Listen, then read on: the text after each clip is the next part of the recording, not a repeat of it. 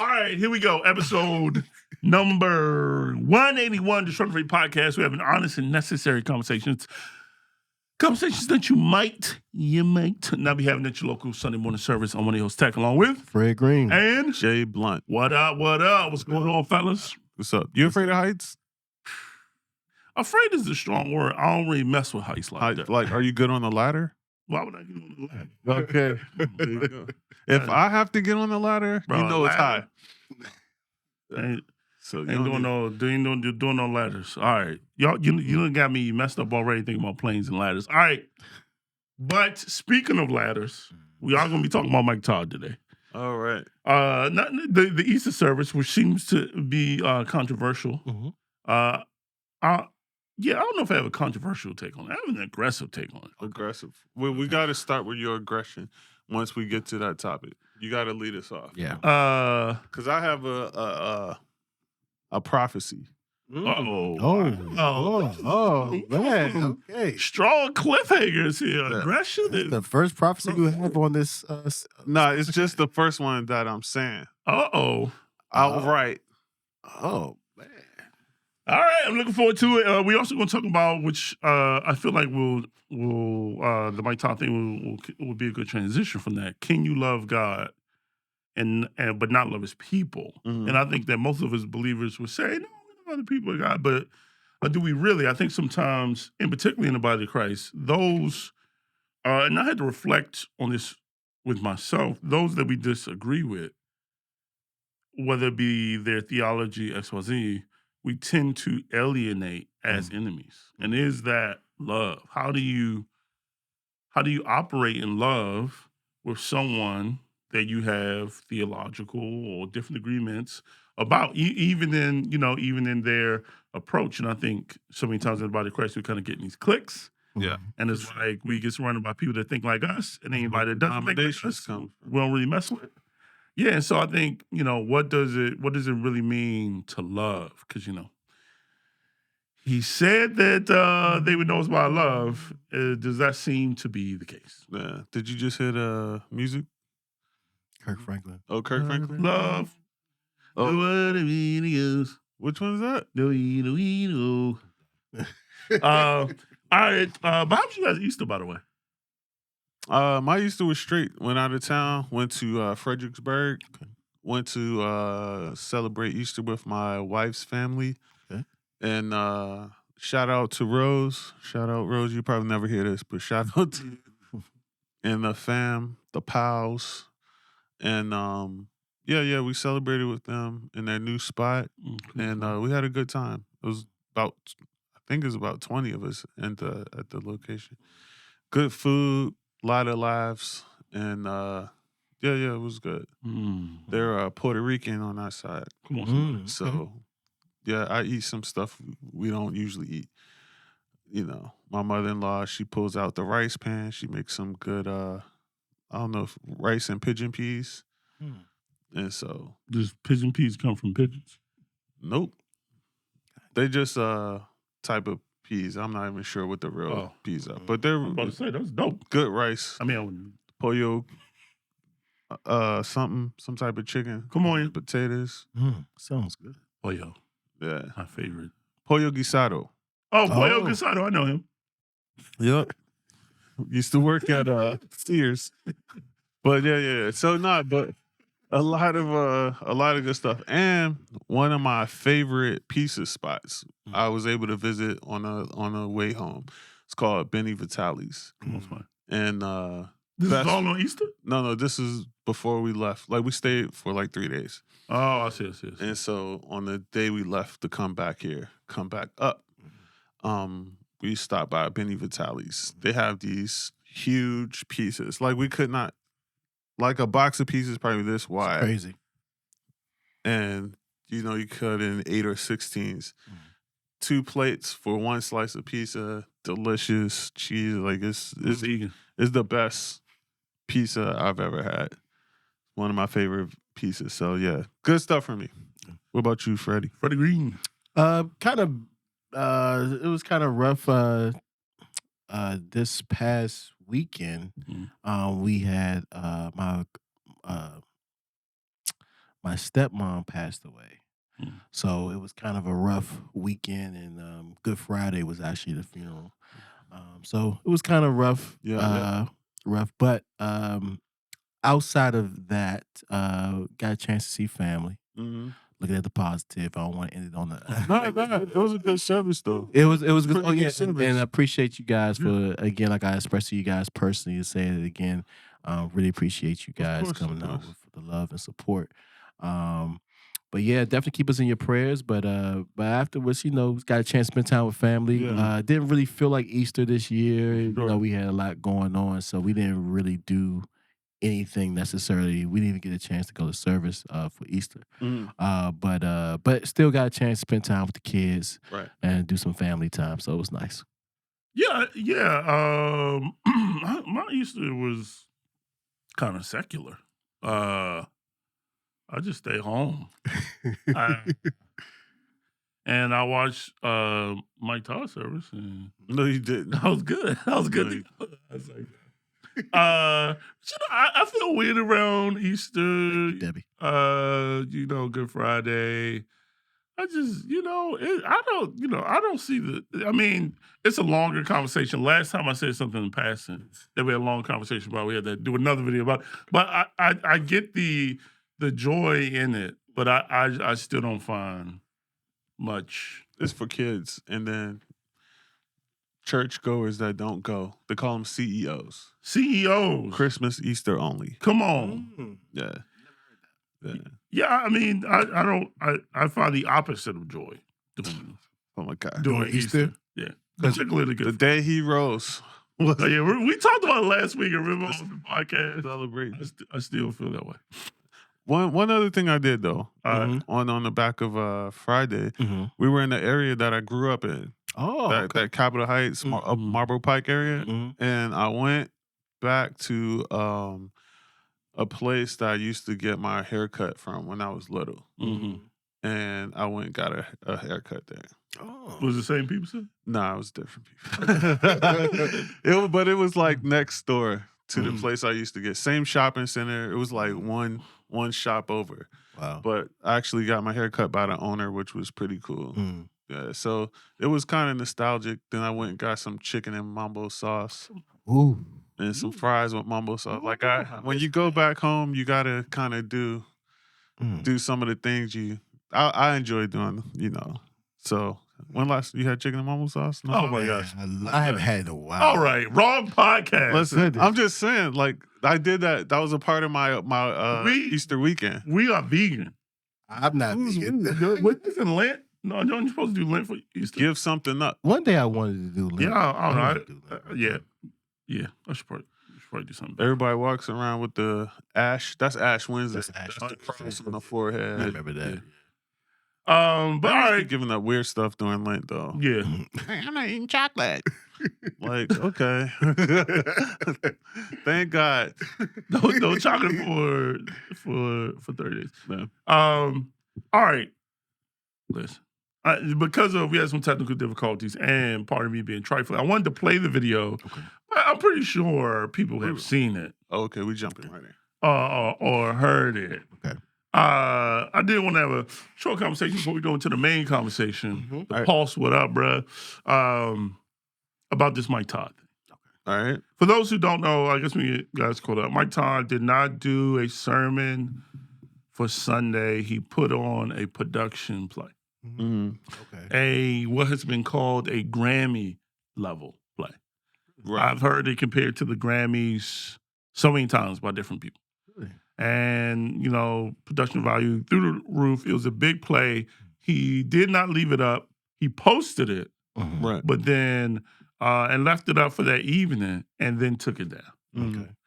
And I don't think he was planning on leaving it up. But then after that, it was the talk of the town.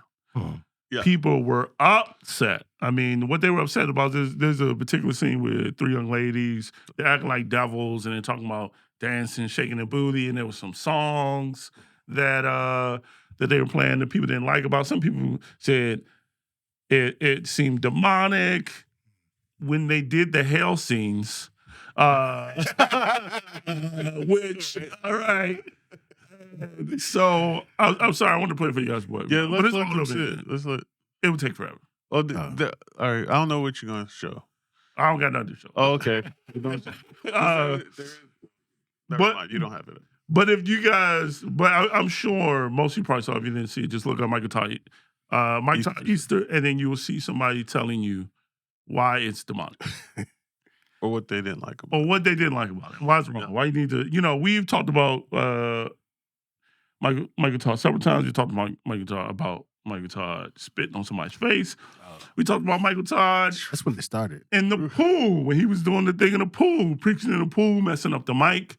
We talked about Mike Todd intros when he came out back from sabbatical, and he came out like Shawn Michaels, and he had the little future space suit on. Yeah, we didn't talk about this, but he also preached in a shirt with his wife in a bikini on his shirt, doing Sunday sermon. So shout out to Mrs. Todd. I personally, I'm not gonna say I've never really personally kind of been not against Mike Todd, but big on the Mike Todd train.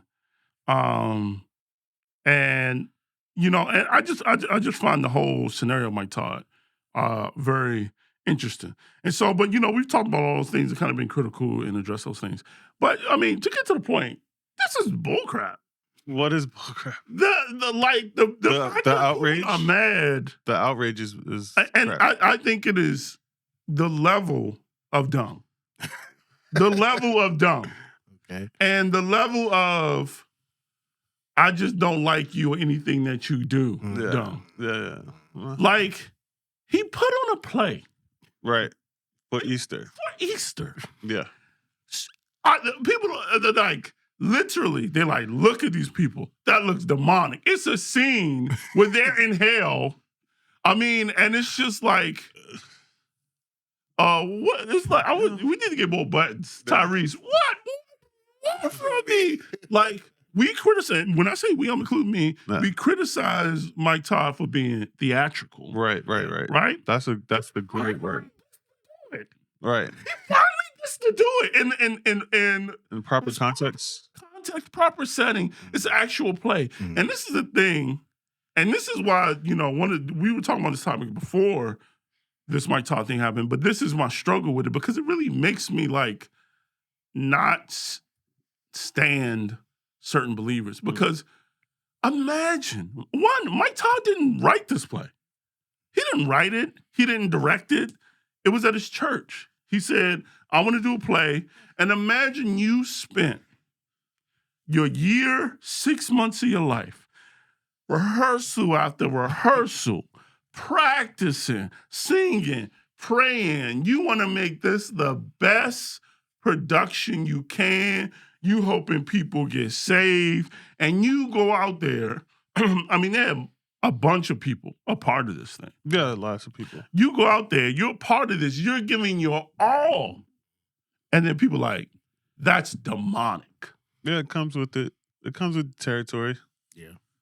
And we talked about this before. I think we throw that term demonic around. Yeah. Way too much. Listen, I mean, we always are super like discussing like, the church being theatrical, but he's putting on a freaking play. Yo, what up? Like, he's putting on a freaking play. Like, let him do his thing. Right. I don't know. I'm curious you guys' thoughts. I just think, and I just want benediction. No, Go ahead. He said it after, but no, he said it. I don't know when that is. It but had to be after.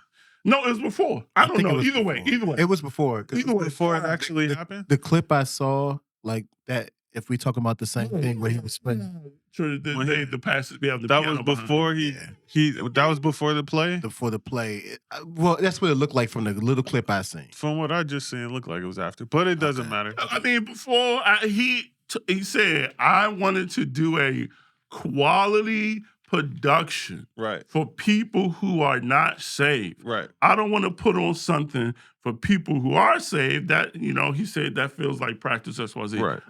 So automatically, I would be like, oh, this is not for me. Well, All right, I'm going. No. I mean that you would say that, but then you don't leave because you already came thinking that you would be there. But I would not be offended if the content or the way it was approached would not be the way that I would approach it. Sure. I'm sorry. No, you good. All right, so I'm convinced at this point. Is this the prophecy? Is it prophecy? No, well, this is part of it. Okay. No, this isn't a part of it. Okay. Nah. Maybe prophecy is strong word. That we looking for. Oh, it's coming. You just told you. Did God tell you? Wait, did we take offering yet? I said after offering. But we make sure you guys like, share, subscribe. Before Jason If you haven't, hit that notification bell if you haven't already. Just let somebody know that we're here right before I hit this prophecy. We want as many people to talk about it after. Uh-oh. So, all right, first thing. All right, so now that we've seen a good amount, we have tons of footage on Transformation Church. Mm-hmm. But this particular church, right? This is the Oklahoma section, right? Mm-hmm. They're like a play. They're like a production, theater, entertainment based church where they spend and take a lot of time, put a lot of thought into presentation and performance. Right? Now, this is not. You're looking at me like, no, this isn't that. You said we gonna get a prophecy. This is after this. I'll tell you where it's coming. But it's just a performance base, and I just, for now on, I'm just gonna take it for what it is. I feel like for me, I mean, there is a danger in that because I do feel sometimes like if the world was going to create a church, it might look really close to this. You see what I'm saying? It's like when you read the Passion Translation and then you read the King James, you're like, what? Passion Translation. The Passion be taking some liberty. Passion Translation. Wow. So I feel like it's like the Passion Church version of the church. It's like a version of church. It is not traditional church. And that might be okay for some people. I don't know. But the danger in it is it's not really church, in my opinion. It's like a kind of a church. But one person, I'm quoting the other person, somebody else on the webs, that said Transformation Church, a place where you don't have to change, or something like that. I was like, wow, that's kind of tough. But the way that the certain things are presented, and it's like some of the things that he said recently about the I don't know, that situation. That's one thing. And no, this is where people were saying that on, right? I don't know what you're talking about, but keep going. Yeah, this is where he was like, I'm not sure. We don't want to go back there, right? But this is like a theatrical church. I feel like it's a performance-based type church. That's just my take on it. Like, because this is like an elevated version of what you might get on a Sunday. You just never know. Yeah, you might get something else for Christmas. Like this, you might get something big outside of a holiday. The homegoing stuff, like there's just a lot, and that's okay. But I just think they're proof. You just never know what you're gonna get there. So that's part. That's all I got. I'm not really tripping. Here's the prophecy. Okay, here we go. Let me just like this guy. I think before we get kicked off, one day we're gonna see that man naked. That's okay. For some reason, I feel like what in the world? I feel like he's just gonna go as far as he can. And one day we'll be like, bro. Okay. Today, Mike was I really feel like he's just gonna go to the edge. And that's gonna be the new edge. You know what I'm saying? The new edge. Naked is the new, because it's not a sin to be naked, right? It's just gonna be one of those things. Okay. Because it's gotta be something else. Like you're gonna chase the next high. Be preaching about Adam and Eve. That's what I was It thinking. could be anything. It could be. Get it out of shame. He gonna figure it out. It's gonna be Leaf Sunday. I don't know, but I'm sure. Okay. I don't know how long it's gonna take for it to come through. Okay. But one day, Get it out of shame. he just gonna Genesis. in some form of nakedness. That's what's gonna happen. Okay. I'm a firm believer. Okay, what we got? All right, We got Jason's that's my prophecy. That's the prophecy. He gonna be naked on. I had a dream. I have a dream. It was blurry, but I made it out. Okay. So, right. Fred, do you have a prophecy? I don't have a prophecy. I don't have a long thing. I guess for me, kind of what Jason was saying. Exactly. Not the naked thing. But as far as like, it is what it is, and I'm not even saying it in like a passive or negative way. I'm just saying, like, I mean, this is the play is consistent over the years of what the church, as far as the production value and everything, trying to think outside the box. That's definitely. And I personally never really had a problem with it. I didn't see like the full play and everything like that. But my thing that I'm not surprised that I heard that there's a lot of people was upset, even without me seeing it. I just know, like, people just gonna be upset because that's what. Sadly, I know that is the nature of what we do. It's just like it's finding something like you said, throwing around the word demonic. That's nothing new. Just being upset at the way somebody wants to go about presenting in a certain style that's maybe not traditional. Like those things are common. It's nothing new to Pastor Mike Todd. And unfortunately, so for me, I just never understood. And I'm not saying I'm 100% right with this, but I don't get the fascination. Like if you don't, mess with it. Like I don't listen to Mike Todd. I don't have nothing against him. It's just like the few clips I've seen, it's just like, okay, it's just not for me. So I don't interact with his content. I don't follow him. And it's not like in an aggressive, like angry way. Like I'm against, I don't have anything. It's just like it. Why would I? Other than I feel like sometimes we engage with it intentionally just to be upset. Come on, Fred's a real Christian. But that's. I cannot believe that the internet has me being a Mike Todd apologist. I just feel like one, even the video before was where he was saying something about like homosexuality and trans people. He was saying like, hey, I mean they literally cut it up to make it look bad. But he's basically saying like, hey, if it was up to me, I feel you. Maybe I could say, okay, but I have to abide by what the kingdom says.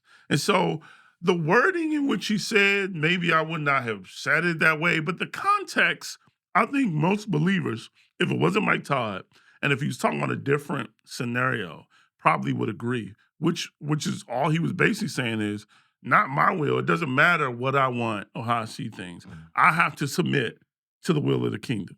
People cut that up, sent it up, say, oh, Mike Todd says that he doesn't know, that he wishes it was another way. And you guys can let me know. Which is what he said. Which is what he said, but not in full context. You guys, Jason's the one who did it.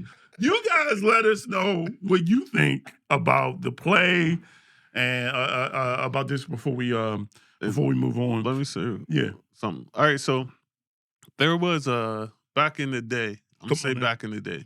Back in the day, there was a pastor. I don't know if he was a pastor then, but he was a director. I'm gonna call him a director. Okay. His name was Deron Cloud, or is Deron Cloud, and he had a popular play in the area called Boyfriend Girlfriend Thing. Yeah, and because it was kind of out there for what traditional church looked like, people really did not like it. Yeah. It was kind of secular. Yeah. And it's it was secular in comparison to what traditional church looked like, sounded like. And he wound up having a pretty big following at one point. Yeah. And a lot of the young people were drawn to the message, the delivery, the stage production. Yeah, he helped a lot of young people. Yeah, he helped a lot of people. And it just, this reminds me of that, like a new version of that. Not the same topic, but just the type of, just out of the box. Yeah. And so disgusting. I respect I'm not opposed to the delivery. Yeah. Or I respect it because somebody needs to hear it and they need to hear how they could hear it. Yeah. You know what I mean? So like he said, it's not for everybody. Yeah. And so my prayer is that through all of what's happening, that God does get the glory and people do come to Christ. That's the bottom line. Can I ask you a question? Yeah, go for it.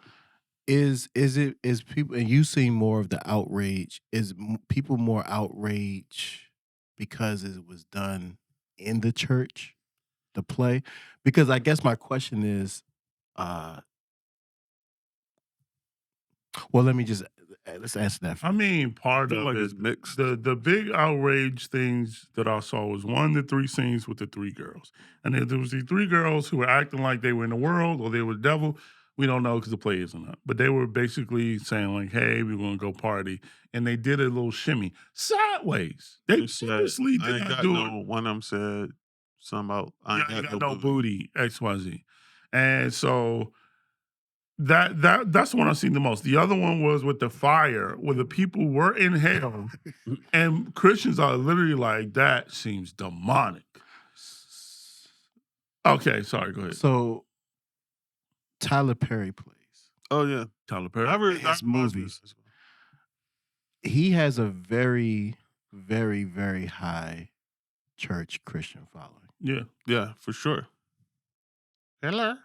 Yeah. So I guess the thing is just I'm trying to figure out. I mean, I guess it's 2 different audiences. I mean, Okay. most of the Tyler Perry audience is like older black women, mama. Same idea. It's just a different generation, in my opinion. Yeah, But different generation. if he pastored, I think it'd be similar. Okay. Could he be a pastor? Probably. Yeah, you saw that. Yeah, I remember that. TD Jakes joint? What are you talking about? Yeah. Well, TD Jakes, and he was up at Joe Austin's church. He laid hands on. Just don't go. This is what I don't understand. Shout out to Sean Kendall from Think Media. He said something powerful that I think is key. He said, it is better to light one candle than to curse the darkness 1,000 times. And I think what Christians do Fire. is this outrage thing where it's like, you watch just to be mad. The people who made these videos, they did not stumble across it. They purposely watched this man's whole service to look for content to be offensive. And then they chopped it like that. Like, it's something going on right now that is popular, that is prevalent, that is media, that I don't really feel. Yeah. Christians are excited about it. They riled up. Is it me personally? It's not my thing at all. Some Christians love it. I think it would be foolish for me to spend my time watching all of that stuff just so I can criticize. Like it makes, and they don't think that is sin. Like I'm gonna hate watch this man's service. Yeah. And then cut up like. Oh, this is my benediction. Because they only want you to focus on the parts that they think that they disagree with, which removes Because context. they calling out. They're like John the Baptist. That's the type of mentality. That's how they feel. And that's the thing. Like, I always thought that this was unique and deep. I want to make sure I remember right. Something that the Pharisees did when they were encountering Jesus. And toward the end, some of them, they were like, "Hey, we're fighting against this thing. It could be God, or if it's God, it will last or stand." I'm not fully remembering correctly, but it's this idea that somebody really, I believe somebody there who was at that service, somebody's life was changed. Mm-hmm. I don't know that. I believe that. And I believe that was the intent of maybe not everybody, Yeah. but That probably a fair amount of people that are working in there. We're trying to working to change somebody's life. If that's the way that they go about it, God bless them. It's not my job or the job of believers to hate watch somebody else's work, claiming that me hate watching their work is my work. That's my gift to the kingdom, to hate watch what Mike Todd does. Sure. It's not for me. Yeah. I mean, they did the same thing to Jesus. I'm not saying this is Jesus. It's called Mike Todd Jesus. That's why I just immediately said, I'm not saying this is Jesus. But the Pharisees, Christians, or we couldn't call them Christians, but they were believers. Yeah, they spent 3 years hate watching Jesus. They hate watching. That's a Jesus. Great point. They criticized him for everything he did, why he did it. I mean, they used it to crucify him. And so, I mean, YouTubers monetize the crucifixions. And come on. I admit I'm a part of this. Christian YouTube, I don't think that they think that we realize that we are accountable to God. I don't think people realize how powerful media is. Everyone spends their whole day on the phone.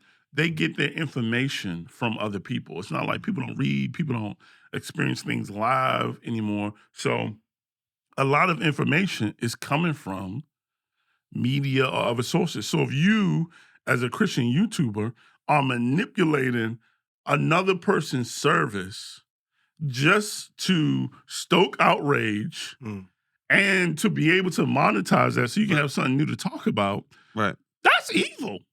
That's more demonic than the fake smoke that was on Mike Todd's stage. Well, they don't, for some reason or another, they don't see it. The Pharisees didn't see it. That's why I'm so surprised that we read the Bible, but we really never see the Pharisees. We never see ourselves as the Pharisees. We're the individuals getting healed. We're everyone else. Paul's what up says, I saw all the clips of the people outraged by the play, and instead of letting it mess with my emotions and me wanting to protect the holiness of the church, I went to a friend who actually attended, and we waiting for the second part. Oh, you left anticipation. Oh, man. And ... That was a big clip. That was great. That one, but that's the thing. Like, we can't even get a full context because it's not up. So why spend my time discussing it? And listen, like I said before, I mean, we've had a fair amount of things to say, you know, when there was, I think many people have permanently branded everything that he does as evil. Yeah, because he's done some things that definitely make you raise your eyebrow. And because of that, everyone now sees him. I don't say everyone, but a lot of people are now looking at him through a lens. Yeah. It's not like they're looking at him with clear eyes, with a clear conscience. They're looking at him through the guise or through the lens of everything else that they've seen previously. And so, like, it's so... Go ahead. No, go ahead. I think they're jealous. I don't know. I think it's hate. It's hate. Like, it is hate. Because, like you said, they're looking at them through these lenses. Yeah. And to be honest, I probably look at them through the same lens. Therefore, I'm looking at him service now for another reason. No, because what he does has nothing to do with me. It's like when I'm about to get worldly. You know, when Drake first came out, right? No. And DMX and the Locks and all the really tough rappers didn't like him. They was like, oh, because he was so different from what they did. Yeah. So that if people like them, then that must mean there's no room for them. So like if another person's blown up and you do something that is familiar to them, you still kind of have some type of safety. But like if someone's blowing up who is the complete opposite than you, then you feel threatened because all these people seem to like a fair amount of people like Mike Todd. God bless them. God bless them, do their thing. But like I think, like you said, like if you see him through that lens, why are you watching him? Unless you're hating. Because it is it's like watching a car crash. Like I follow a joint on IG. It's just all car crashes. And it's like watching cops. No, listen, I'm just telling you what it is. It's like watching cops. It's like the anticipation. You're like, oh my God, what's going to happen next? It's like, it's one of those things that just pulls you in.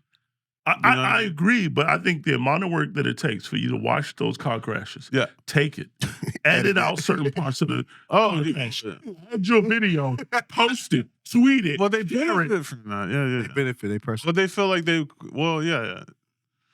All right, let's get away from it. And serves at Transformation Church.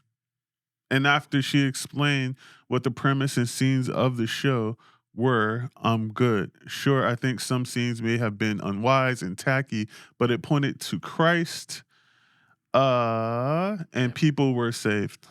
That's the thing. Like, amen. It's a personal preference. It's good.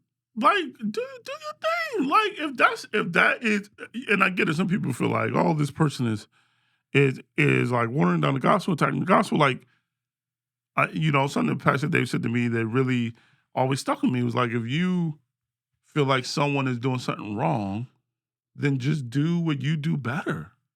Like, just if you feel like his presentation of the gospel is wrong, watered down, XYZ, then you just do a better presentation of the gospel, a more accurate presentation of the gospel. But to think that even Paul, like, people get stuck on these scriptures where Paul is calling out people, but he was calling out people in context of a path. Like, people that he interact with, the people that he was writing with knew. And it wasn't like, yo, this dude, from a matter of fact, the people that he knew while he was in prison, who are like, man, they just preaching because they think that they are hurting me by them preaching.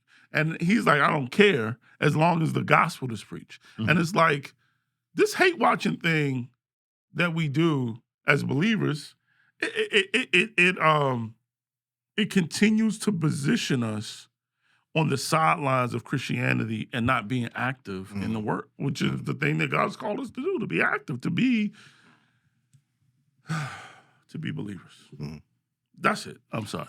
I would like to say, like, I think for me, I'm just really, really was hit by, like, the hate watch. I love that because that's exactly what the Pharisees did. That's exactly what's going on. Going on now. It's like there's nothing new under the sun. It's just like that's exactly what they were just waiting. They was asking him questions to try to trip him up. They was just like seeing what he was doing. Like, oh, hey, we know your disciples didn't wash their hands. Like where's it's just like this thing that they went back and forth. And at that time, like Jesus was like this radical thing. It's because their traditional mindset. And it's just crazy how we're still here. Yeah. We still have these battles. Sure. And again, I keep going back to, like, we all as Christians profess that we read the Bible. And to me, it's just such a prevalent through a lens. And that's the thing. It's just like, my personal opinion, I think the Bible is supposed to bring us to a place that, it, like, how can I say this? Come on. We always I guess we always read the Bible putting ourselves as the superhero. Where I really feel like the Bible is supposed to reveal to us, like, how much we need a savior. Like how much, like we're supposed to see ourselves in the Pharisees. We're supposed to see ourselves in the children of Israel, and that we need help. Like we supposed to see it, but for some reason we don't read the Bible through, like you said, through that lens, but we look at ourselves as the hero. We want to be the hero. Because it doesn't feel good. We shun hardship, we shun pain, we shun anything that impresses negative feeling or emotion upon us and automatically. But see, and you're right. But see, the tricky thing with that and the downfall of that is that we don't think we need a savior. When we don't come to the end of ourselves and say, man, I am that Pharisee. where we don't believe with that first. We're just like them, to where we feel like, no, we're looking at Jesus Christ and saying, you're the crazy one. I'm closer to God. What you're saying is crazy. And as opposed to like Jesus says, it's like Jesus said it. He says like, I came for the sick. I didn't come I came for people who need a physician. So this was for the sick. Yeah, I get so many times, like, and what Jesus was basically saying to the Pharisees, like, if you think that you straight, if you think that you good, that you don't need no help, I'm not for you. It's for the people that realize they need a physician. For those who come to them themselves, like, I need a savior. And like we don't walk in that mentality as the body. Like we walk in we really pride ourselves on I got it all together. So, and we miss it. We miss Jesus when we do that. This is gonna be a great transition to our topic because it's really irritating me. Because I feel like Christians hate art, ruin art, and think they own the church. It's like, no, this is not how I would have done it. Freak, how you again, you know, if Jason prophecy comes true, It's going to come true. It's likely to. It's very likely to. If his prophecy comes true, you know, we'll discuss it. Bring it back, because we will. I think it's different from commenting on something than creating something. And it's like when these people out here hate watching his Easter service, and then they're responding only to clips because it's not up. It's not up. So you're literally only responding to clips out of context. Now maybe the service will go up and, you know, the whole thing would just be, I don't know, super blasphemy. I don't know. But it's not enough. I will say that out of all of the things that we've talked about him for, in my opinion, this one was like the one that I was just kind of like, why y'all tripping? Mad. It was literally a play. Like, it's supposed to have stuff like this in it. Like, this is the thing I keep hearing. It was like the Grammys. So it's like, It was Grammy production quality. That's a good thing. This is the first time that I was just kind of like, okay, like, I don't know. Like a couple of the scenes that I was like, yeah, but it's still a play, right? We think excellence removes takes glory away from God. That God is only glorified in our lack of preparation, and let's and this is why Christian movies are so bad. I was hoping you didn't say that because I was thinking about that, but I was like, because maybe we'll ruin make it. Christian movies for other Christians. Yeah, It's like The Passion of Christ. That was an amazing movie, and that pushed the boundaries. exactly.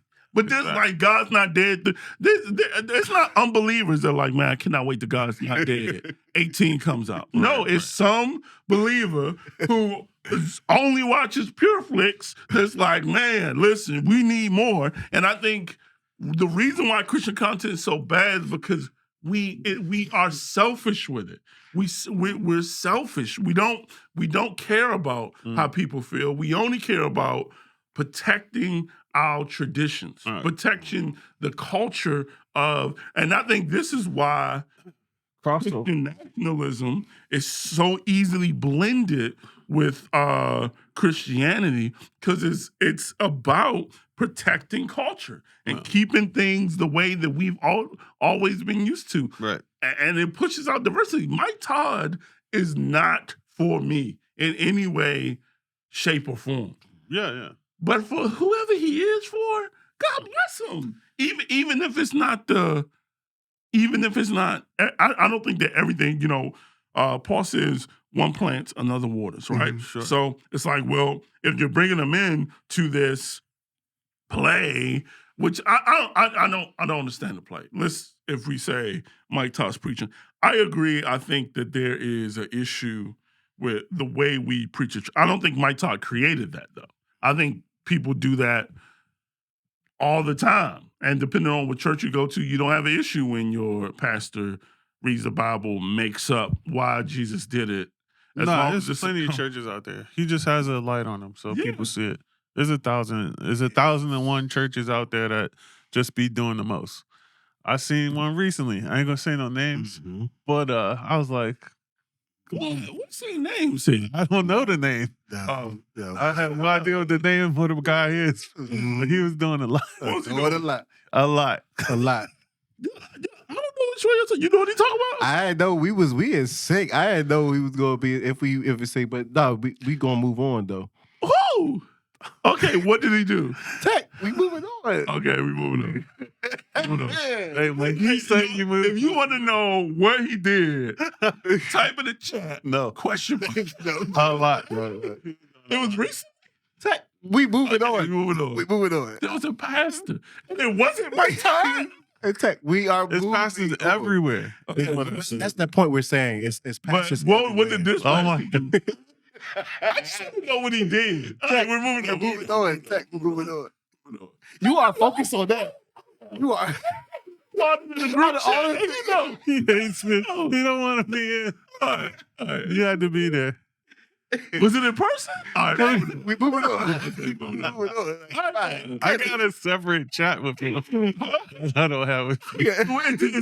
I just want to know what the pastor is. All right, moving on. I never see you so focused on what. I'm so curious. All right, whatever. But we say, I actually don't know the guy's name. But what did he do? but Brad knows though. but just like what we were saying, What up, Will? Y'all not going. Hey guys, shout out my bro Will. This is my guy Will. He Well, no. So what we're saying, is that there's a lot of pastors. I'm gonna come back live when I find out. It's a lot of pastors Who always doing wild stuff. that finds himself that way. But What were they doing? doesn't matter. Okay. Benediction, moving on. All right. Yo, this is my phone for streaming. Uh-huh. I saw. Okay. This is benediction. Then we moving on. And this, I guess, they don't have a big church, but it's a church around here. Okay. Who had a woman in lingerie? Okay. What? She had to be like 60 years old. Victoria's Secret, Did I see walking down the aisle, whipping somebody dressed as Jesus for Easter. this? He was in lingerie? Yes, It was an older lady. yes, That was around here? that was around here. I seen that. She Yeah. was like hitting them for real with the belt. Why? But no, that's two. Is one where they was hitting. But that brings us to the point. Like people are doing wild stuff all the time for Easter. Hold on. Literally outside of my neighborhood, Check your DMs. I see police officers. I see these police officers, and I'm like, "Is there an accident?" And then I just see a group of people literally walking a donkey down the middle of the street. Now, In this neighborhood? why would you get a donkey? You guys- And then why would you walk the donkey? Them people different. I'm the only one out here. I'm just saying. But anyway, That's because What type of context? Oh, I think it was Palm Sunday. No, if you don't tell me, I ain't telling you. okay. he making me Oh, story. no. No, but it's true. They were walking this donkey. It was on Palm Sunday. I don't care about that one. I'm That talking makes about what makes sense about a person that meeting Jesus with In lingerie. lingerie. I'm trying to figure out People what type doing a lot. People doing the most. No. I'm saying like what connection and how did that connect? Okay. All right, we moving on. I don't. I'm sorry. All right, we Okay. can move on. How can people So get how old mad? was she? Can you love God and not love his people? But here is a good transition All right, let's go. because, and I'm just being transparent. It does make me extremely frustrated. Okay. And like, it makes me extremely frustrated. And if I'm not careful, it can posture me personally against conventional church settings. And even though I could feel like a certain setting is not for me, I think what I have done and I need to work on is posturing us as opposing each other, which I do not think is the will of God. Right. And I think oftentimes when we don't see eye to eye with people, or even their approach to the gospel. Maybe because it's so personal to us, we see them, other believers, as our enemy, and it's the opposite of. It's like arguing over who's your best friend.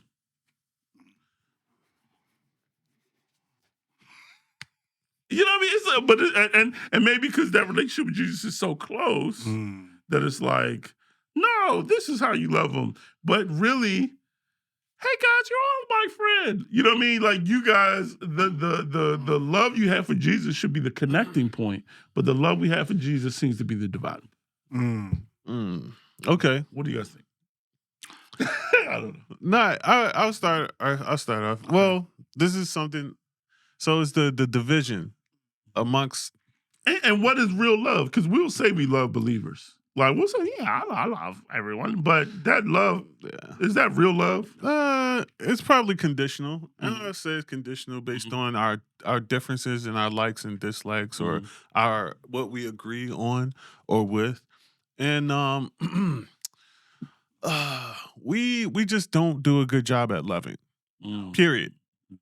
Forget believers for a second, and because we don't love our neighbors, I've said this 1,000 times, we wouldn't know if our neighbor was a believer or not. Unless we heard them playing some gospel music. We're like, oh, now I can speak to them. Because we have. Sorry, go ahead. So we just don't do a good job at loving one another in general. Right. And because of that, I don't know why we don't do it. I don't know what the issue is, but we kind of, somewhere along the line, we stopped being neighborly. Yeah. We stopped being friendly. When I grew up, I knew at least 10 of my neighbors. I knew their children. I could go into their house. They couldn't come in mine, but I could go into their house. I could at least go into their yard. Yeah. You know, we played together. We were in the street together. We had friends, and our parents knew each other's parents' names. You know, there was a sense of community that existed, and we don't have that anymore. Oh, and then especially in the church. Oh, the church, community-wise, I had moms, I had dads, I had uncles that weren't related to me, who I could approach, who knew me. That was a whole nother friend group right there. And that group was tight-knit growing up. Glory Cloud was another tight-knit community, in my opinion, that existed with the young people. I mean, it was really all young people. But y'all kind of did that on your own for the most part. And that don't really exist that I know to that degree anymore. But we just we don't do a good job at just loving others in general on a basic level. If someone's in need, you see someone pulling out their phone before they reach out their hand to help. You see, like, we just don't do a good job at loving one another. And I'm not sure where it starts from, if we don't do a good job at loving ourselves or what. But like, there is a division there. There is an issue there with just loving in general, or being loving, and not just saying the word, but doing it in action, where it's not like helping someone is not a cause for a pause versus a response. Someone's in need, you know, like everything's like attention. Like you saw somebody stranded on the street, you might consider offering them a ride. Yeah. Now you're like, oh, don't want to give them a ride. You never know who it's going to be. You know, like we're so cautious about everything, everyone, you know. So I'll just start there, or stop there rather. I want to read something. John 15. John 15. And this is not the only place. And as we talking about this, it's sad that, you know, again, I go back to, we read, as Christians, we claim that we read the Bible, but we still miss the whole thing. And so this is just one of the places that Jesus talks about this. Is John 15, starting at verse 12. This is my commandment, that you love one another as I have loved you.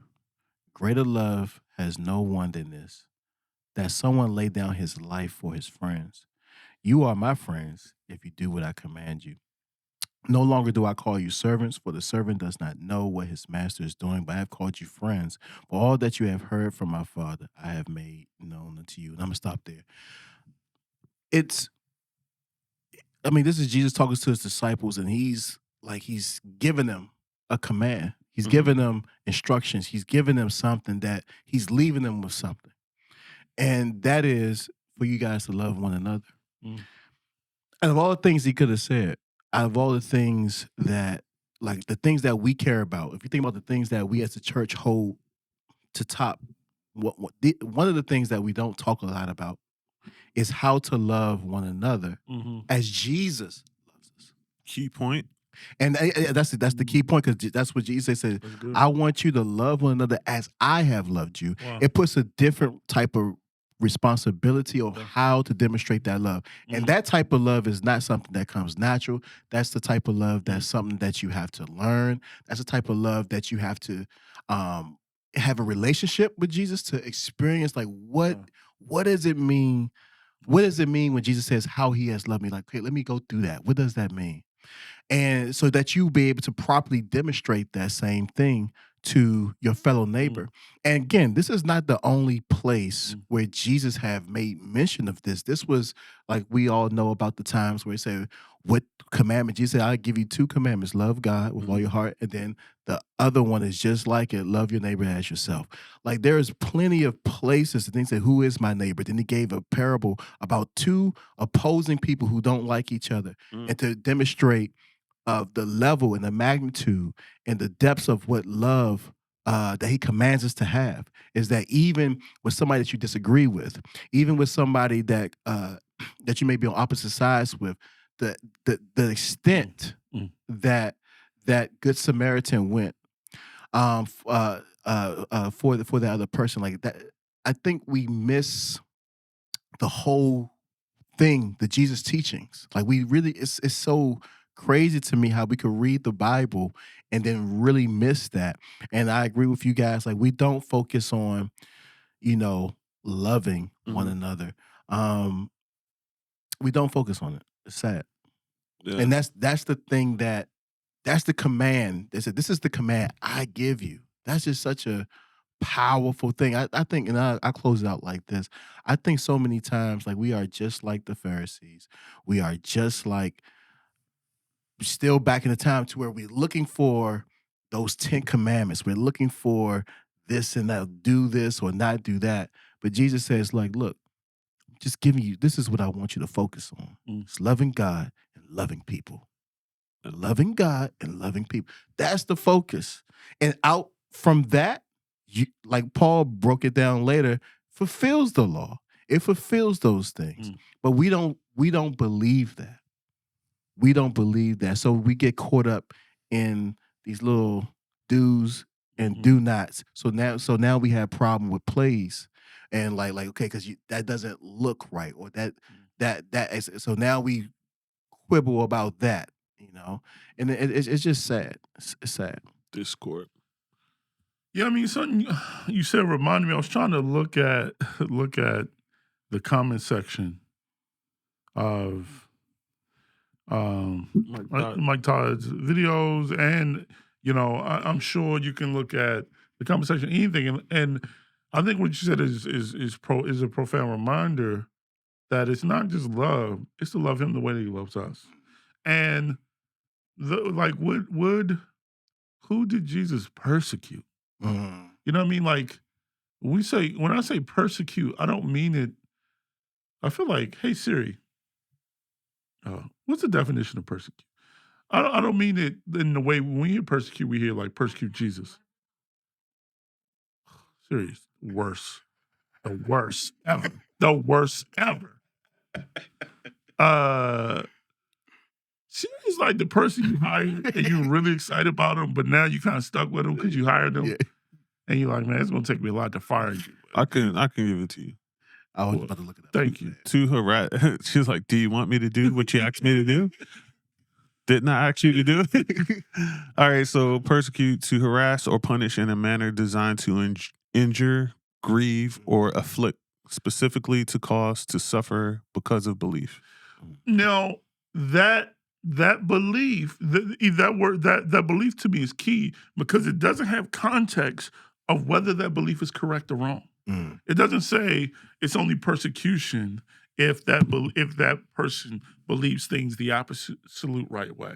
So it's like if someone's doctrine, whatever, is off, we feel like this is a green light to persecute them. And we don't see it as persecution because we only see persecution as something that can happen to us as believers. But it's like, does Jesus treat you that way when you're wrong? I mean, when you're dead wrong, is Jesus cutting up reels like, oh, like, you know, he that is not, and not only reminding you, letting the whole world know how wrong you are. How wrong you are. Yeah. Like, that's not love. Because love covers. And to think that we're doing that in the name of Jesus, it to me is like, wow, we really don't know him. We don't. Yeah. I think we know church. I think we know How to do Christianity. church. I think we know the Bible, stories of the Bible. If we don't love, we don't know him. Like, to think that, you know, and by now it's become a cliche, but, you know, it's a big documentary called Jesus Delivering Me from Your Followers, which was where God went around, he asked people what they thought about Jesus, and then he asked them what they thought about Christians. And there was such two strong contradictions. You know, people had strong appreciation for Jesus, but just felt that Christians were very judgmental, hateful, XYZ. And of course, there's certain context to that. Like, people love to make Jesus whatever they want to be, XYZ. But I think we operate in aggression. We operate in hate and then call it love. Sure. I was just listening to somebody, and you know, I know to a certain group of people, Billy Graham is like the man. But I was listening to this preacher. He was like, man, thank God Billy Graham's dead. That one? man, like, that's wild to me. That was the group. Yeah, that was crazy. And does he? I don't even know why he said. I turned it off as soon as I heard that. I don't was even know crazy. what the context was. It just sounded weird. To think that God, Jesus, is like, bro, this is what I want you to do. Turn that joint on. Turn that joint on. Say this. And we don't care. I don't think. Listen, it is. He's the man. Yeah, it's cool. But I don't agree with that dude's statement. No, Billy Graham's the man. He was. He did a lot. God bless Billy Graham. That is a distraction. He was, man. But I mean, I think, like, I'm saying this about other people and other believers, but I also had to look at myself. Yeah. Because, you know, Friday was the first time that I had been in a church. This is gonna sound blasphemous. Tell it. A conventional church. I go to a house church in quite some time. And I think I had to, I feel like you had to remind yourself, like, all of us, we're all part of God's family. Yeah. And it's like we get, me included, getting to Don't these, feel like it. It don't how I feel. It don't even seem like it. It don't. Like if you were to think, like, let's just, since we're gonna keep it on subject. I'm not in Oklahoma. Right? I'm on the East Coast. That's Midwest or something like that, right? And then if you were to ask me, am I a part of that? I was like, no. Yeah. No way. Yeah. But you are. But are we? You see what I'm saying? Yeah, I think that's a, yeah, I mean, and I think as believers, we're not really good with dealing with nuance, right? So there are people who claim to preach the gospel, but preach a different gospel. There are people who manipulate, use, and some people may even feel that way about him or other people. So it's like, how do you walk through those lines?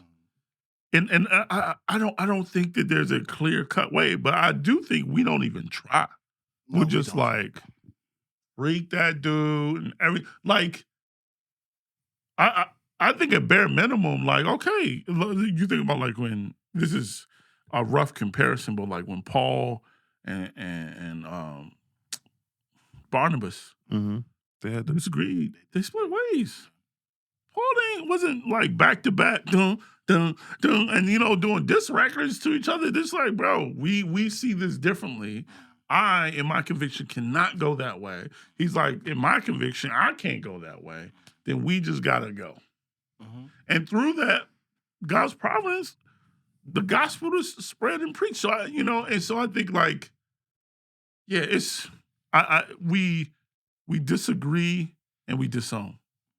And I don't think that is the love. That's not the way that Jesus loves us. And I think we take for granted how trash we are.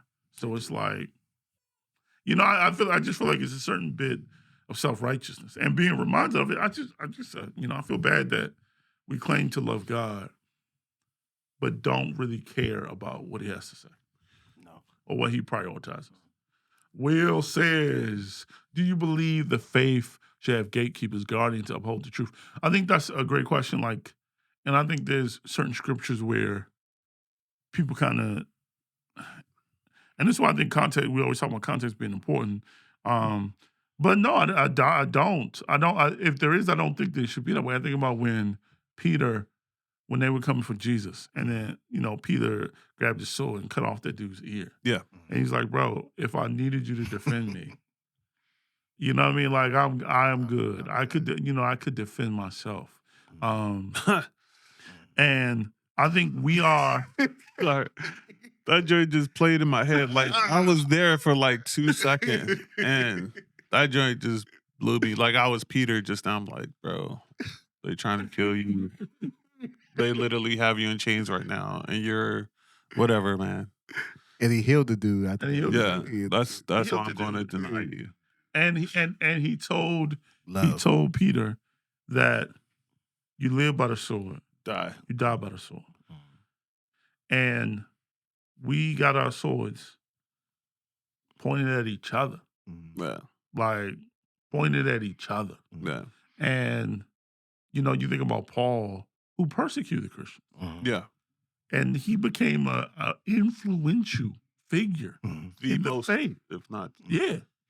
And he's going around preaching to churches, no doubt encountering people who Paul either indirectly or directly had their family member killed for the same faith that he's now preaching. It's crazy. Yeah. That's crazy. Which is why he was such a great selection. Yeah. For it, It's crazy. Well, I once thought that it would be a good idea that we had a group of leaders, which I believe that the heads of the world leaders or religious leaders often are creating or have already. But I used to think that this was a good idea. But because of the nature of humans, oh my goodness, and our seemingly urge to idolize people, yes, I think it would be a distraction, and it would potentially take a turn towards like the Catholic Church. Yeah, individuals having or the Dalai Lama.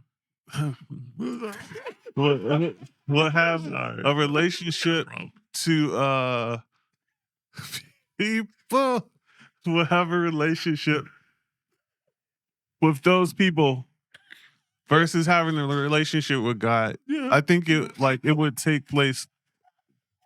It would take place with God.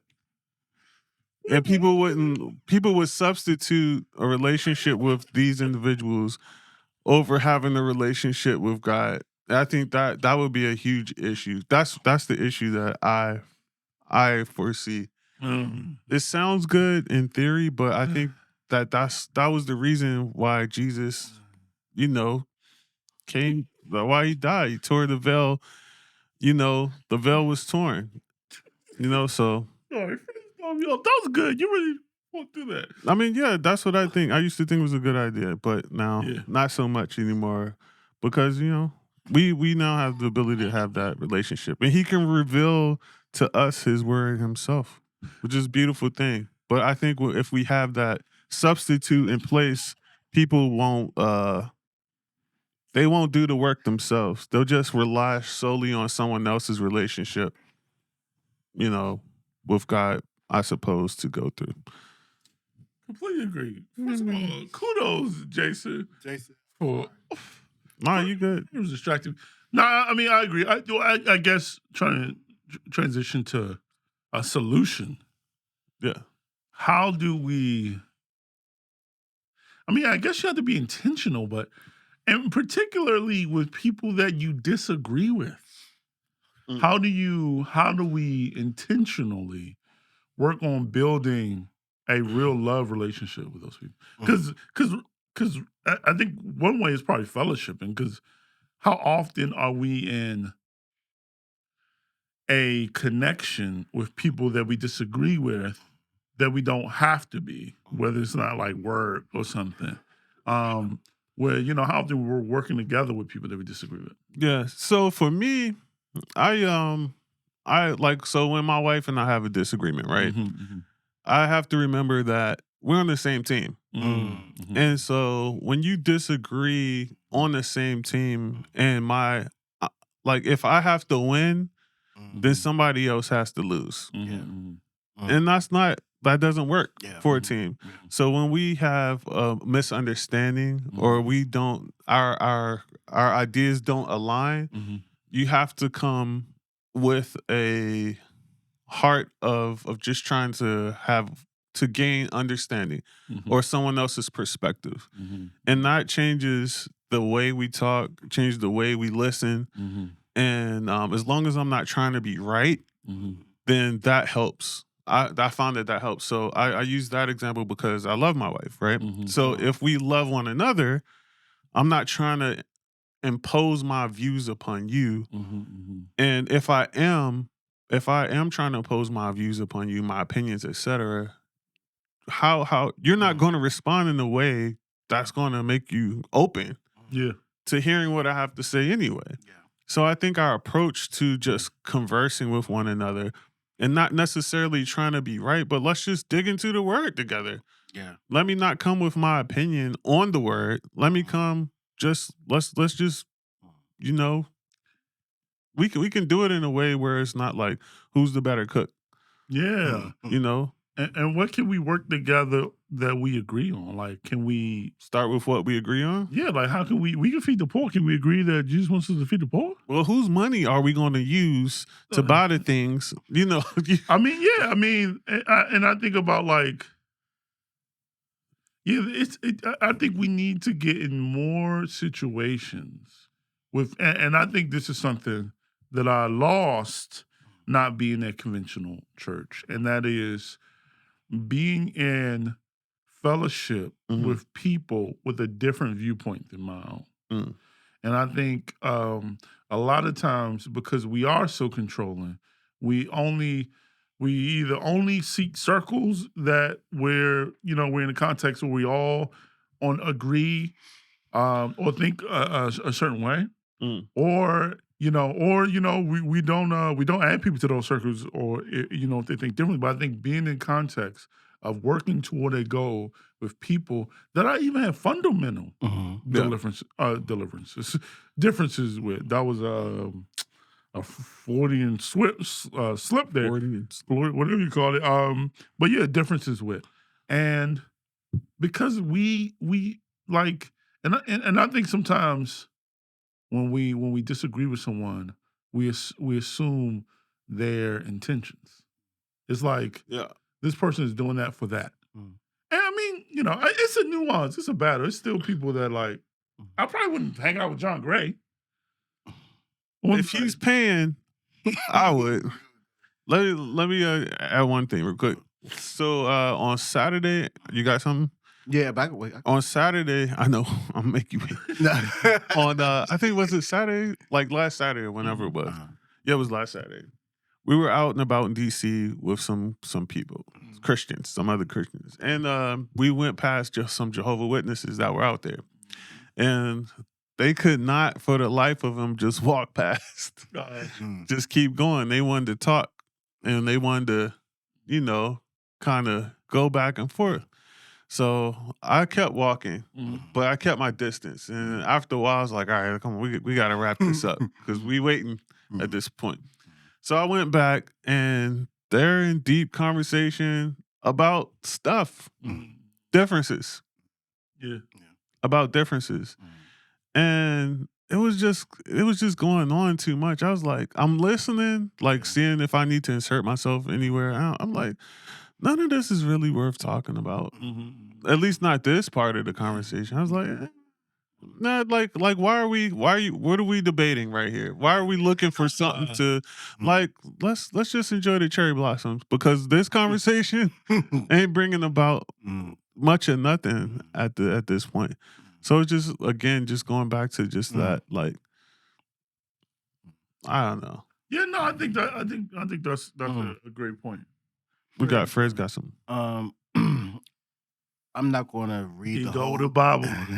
John 13, but I'm not going to read it. But John 13. I would suggest we read it. But I just to, like you said, what can we do practically? I think this is not as maybe as like on the forefront of our minds, but humility that Jesus had. Yeah. And in John 13, it says that after he knew that it was his time, and that the hour has come, that he was about to depart out of this world, and that he loved his own, and he loved them to the end. What did he do? He purposely, intentionally set out to set an example by washing their feet. And after he had to explain, he says, look, do you understand what I just did for you? You call me Lord, you call me Master, but you know, I'm paraphrasing now. Yeah, I washed your feet. And then he broke it down to him, he said that the servant is not above his master. So if I'm Jesus Christ and I'm demonstrating, and I know I'm about to leave this earth, I'm going to leave you an example of what love looks like. I'm going to get down the creator. People, this is who he created. Got down on his knees and watching. It was such a startling thing, because even Peter had to like, hey, you know, but Jesus like, no. This has to happen. And I think we don't have that posture or that mentality of humility enough to say, I don't care what title I have. I don't care if I'm a pastor. I don't care if I'm this type of leader. My posture is to serve you. My posture is to like, and that's love. Like that's what love is. Like love. Part of love is also not just the sacrifice, not just like the feelings, but it's also the serving thing. That Jesus demonstrated heavily to his disciples and tried to give us an example. And we don't have that posture of humility, that posture to feel like, let me get on my knees to wash somebody else's feet. Like that I'm just floored by God himself, Jesus Christ, who done everything for me. But had the humility to say, you know what? I'm going to wash my creation's feet. That's just such a humble and mind-blowing thing. But we ourselves don't walk with that humility. We have titles. We think that we should be in certain positions, certain places. Like we don't have that mentality to serve. And I think that's another place to make it practical. It's like, how can I be like Jesus as far as servitude? How can I leave my ego at the door? Like, how can I serve, like love by serving? And I think that's another thing that we got to think about. I wanted that example. What's up, IG? That example always reminds me of, I probably told it before, but it reminds me of when I was young. The late, great Apostle Joseph W. Bryant. I was probably like 8 I went fishing, and I told him I was going fishing. The pastor of this church. It was a big church, and he was like, "All right, when you catch those fish, let me know. We're gonna cook them, clean them." After I caught the fish that weekend, I brought my fish to the church, and after church, in the kitchen, he and I cleaned. Wow. He showed me how to scale the fish. He told me how to clean it. He showed me how to fry the fish. And just him and me and the pastor. That's it. Just me and the pastor in the kitchen eating fish. That joint stuck with me crazy. forever. Like, I don't know, that was wild to me. Yeah. How you get that, like, he took off his robe that he preached in that Sunday, got dressed in regular clothes, put on some sandals or something, and, like, spent time with me. I was nobody. Yeah. I was a kid. No, my dad was just one of many ministers or elders that were there at the church. I wasn't special. My pops was like, that's wild. And I'm sure it probably happens to some degree, but I don't hear of stories like that often where you see people just like take off the titles and just do regular stuff and be human because we do hold these people in high regard. Yeah. So, but that moment will forever, I'll forever cherish that simple moment of time that he spent. Like, I appreciate it more being older because, you don't see it. Yeah. So that just sticks out. No, that's amazing for me. Yeah, no, it's true. I mean, it's a weird correlation. I mean, if it's made me even think about like the prodigal son. All he did really was come back home. What I mean? He didn't necessarily like, hey, he just came back home. And him being home was enough for his dad to throw the party. And his brother, and I feel a lot of times we're outside, like the brothers, mad, thinking that somebody doesn't deserve something because they did the wrong thing with it or believe the wrong thing. But I think God is, not that God is like settled or think that everything's okay, but I think we don't appreciate the level of love that God has for community and believers who may not be there yet. You know what I mean? Who may not be there. And we rip them down. Like when you mentioned like washing people's feet, I mean, y'all didn't name who that preacher was, but we named names here, okay? I want to know who that was. But I was watching Marcus Rogers' video today. And you could tell, if you don't know Marcus Rogers, he's a huge YouTuber, Christian YouTuber. A lot of people like to make comments talking about, how bad he is. I'm not a big Marcus Rogers fan at all. We talked about him a couple times on podcasts. But you could tell they really be hurting his feelings. And it's like, people are trying, even if you disagree with them, even if you think that like they're wrong, but like how hurtful, even though he does it, but how hurtful is it to just like you put your heart in something? It could be wrong, but somebody just say that's demonic. You've been used of the devil. You know what I mean? It's like, is that love? And would you wash? We've been there early on in our career. I don't see where people criticizing us. Oh, it's only, but maybe, probably both. Yeah, I feel like, would you wash Marcus Rogers' feet? If you disagree, I gotta see him first. I mean, you may disagree with him. You may say, and again, these things take nuance, right?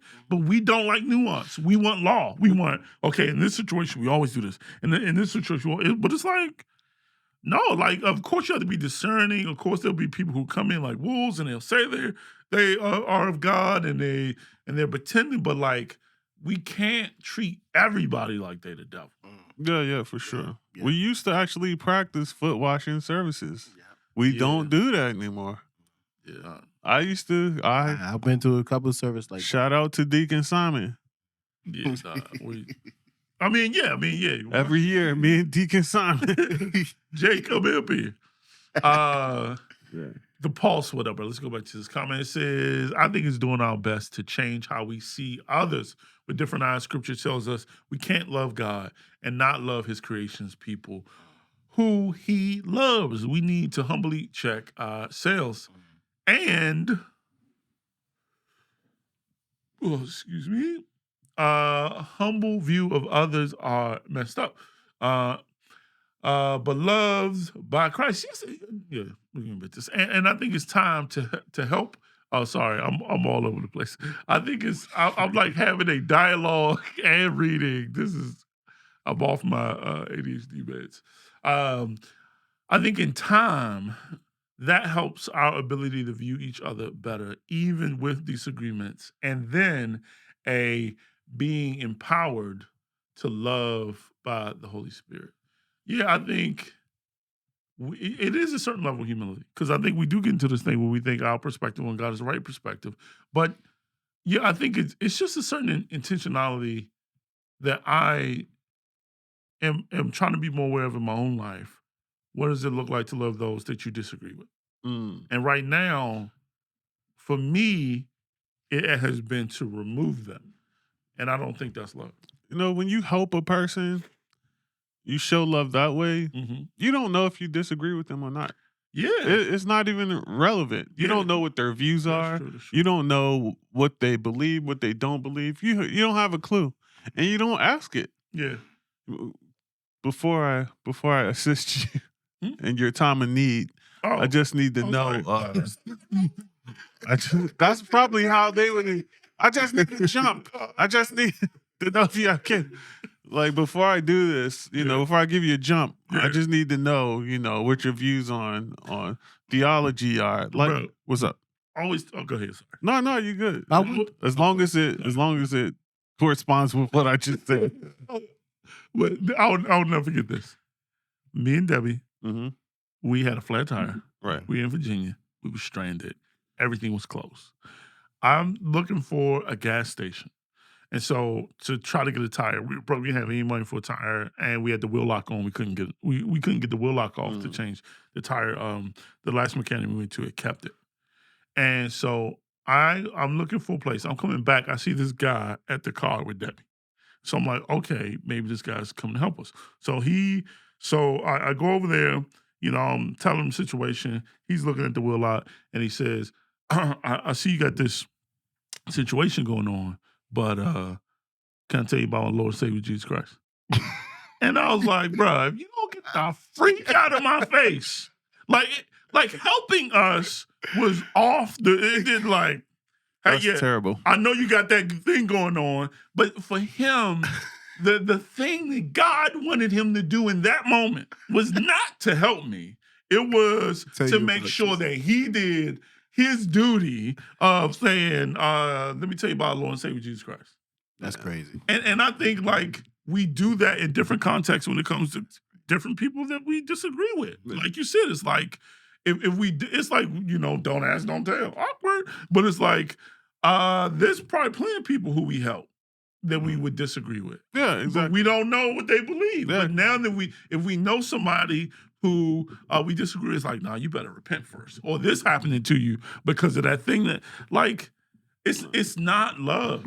Yeah. I feel like we don't know how to. I feel like there is a place to disagree and still walk beside each other, and I think we don't know that. I think there are things to. I think we disagree about things that are not worth fighting over. I think the things that we feel like 100%. needs to be like we double down on certain things that. Like, it's not a big deal. Like, just like this, agree to disagree and keep it moving. But we don't do that. We're just like, okay, I'm going to stand 10 toes down on this. And matter of fact, I'm going to call you something else because, I disagree. And then, I we all are different. That's not a shock to God, So if he still gives us a commandment to love, and if he still wants us to be a family, then that says something. Yeah. That like he made us different, and that's okay, our differences. But like a lot of times we don't know how to reconcile that difference. Like, how can I walk with somebody who I disagree with? And it's just weird that we don't practice learning how to, okay, I disagree with you, but I can still love you. I can still eat with you. I can still move forward with you. We have so many, like you said, denominations is Yeah. so many denominations because of certain We don't even theologies. associate with different It's churches and groups. It's sad. It's crazy. I wonder what, because Jesus Christ is not. We just celebrated Easter. Jesus Christ is not like, I'm about to be spiritual, but he's not dead. Like, he literally is witnessing this. Mhm. He's with, and I wonder like his thoughts. Like, how much does it grieve him that he sees us all in, like you said, what struck me is like all in his name, all in his name. But the thing that he left us with, the thing that he passed to his disciples to leave, like, because he said, I'm going away from this world. I'm going to leave you with something, like the disciples. And then I'm going to send you out, because this is the message that I want to get across. And I'm not going to read it, but John, First John was like, this is a commandment that we have, and it was talking about loving. It's just like, this is what Jesus wanted to leave and to continue to be spread across, but how far we came from that. And I'm just trying to put myself, and it's hard to do this, but like, if I had something I wanted to leave for people to come, like, we got so far from it. And it's just like so depressing sometimes and sad as I think about it. Don't think too hard, then. Yeah, right. No, that's true. I was listening to Christian radio today, as I so do. WGD. I haven't listened to that in a while. I don't even know. I think it's Z something. I don't know. But it's classic. Come on, somebody. But the lady mentioned, I don't know what it was about specifically, the quote, but I think it's kind of fitting. And I'm about to misquote it, but I'm gonna get the gist. Gotcha. And that was that she mentioned that people have visions for like 25, 30 years from now. Like, they're trying to live out this goal, this life, or these things they have to do to get to this ultimate something 25 years from now, but they can't see today. Like, they could see 25 years down the road, but not today. They miss the opportunities to be the hands and feet of Jesus right now for today.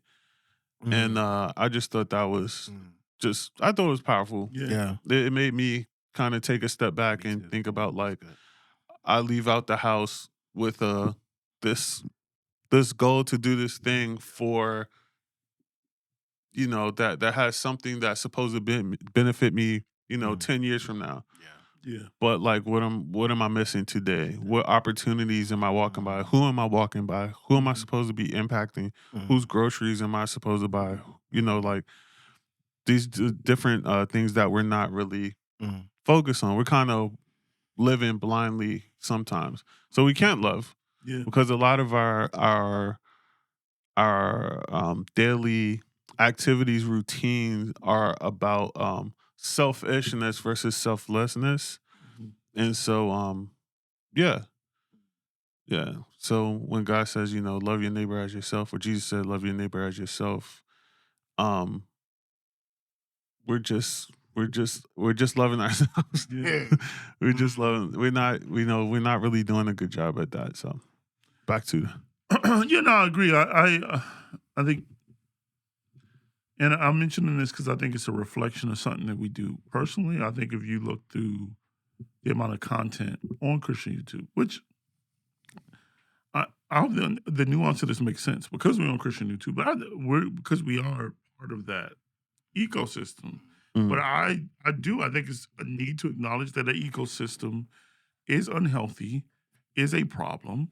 And if you look at the amount of content, not saying that this should never be, and not saying that it shouldn't be people who this is all they do, but if you look at the amount of content of believers that is solely reactional content, that is not all right, let's talk about baptism. Or let's talk about faith, worry, XYZ. It is solely reactional content. And I think we do that in our own life. We live this type of reactional Christianity, where it's like we only profess the gospel when we're arguing about abortion, or we're arguing about whatever it is, and then we rise up as Christians. But it's not a continual. It's like, we don't have anything to say unless we're replying, and that's not what God has called us to. I feel like if we were more focused on the work that He's called us to do, so and not that you should never reply. I mean, we're replying, but I think it's like if that's all that we're known for, if that's all that we do believe, we only Christians when replying. I think that's not love. That's not really seeking to care for people around us who are hurting. But I don't know anything else. No, we're good. I just see like a visual of us using, as you were saying that, of us, like when you said when we're arguing about abortion, then we stand up, and then we rally around Christianity, but it seems like it's used as a tool to fortify a particular belief, or to like it's almost weaponized in that regard. I don't know. That's how I saw it when you said it. I just saw it as like almost a shield against someone, to keep still separating. So anyway. Yeah, I agree. I think that we have to, in this week, just thinking in my own life, we have to look at and work on what does it mean to love those that we disagree with. Homework this week: love somebody, love on somebody, some kind of way. I think in action. For me, I need to get in different fellowships with believers who I would not normally fellowship with, and I think that is one of the great things about types of churches. But all right, anything else? Well, any further we'll be at Bible study on Tuesday, 7:30. Didn't have it this week, but we'll be back this week with Bible study Tuesday, 7:30, going through 2 Peter. And then we'll be back next Thursday. Come on, somebody. And we're inching toward the 200 episode of the Short of Faith podcast. Got to figure that out. But we got to figure out what and where. What and where and how. So we're working on that. Let us know if you guys got any ideas. You can drop it in these videos, or you can email us at theshortoffaithpodcast@gmail.com. Without any further ado, we appreciate you guys. Peace and blessings. We are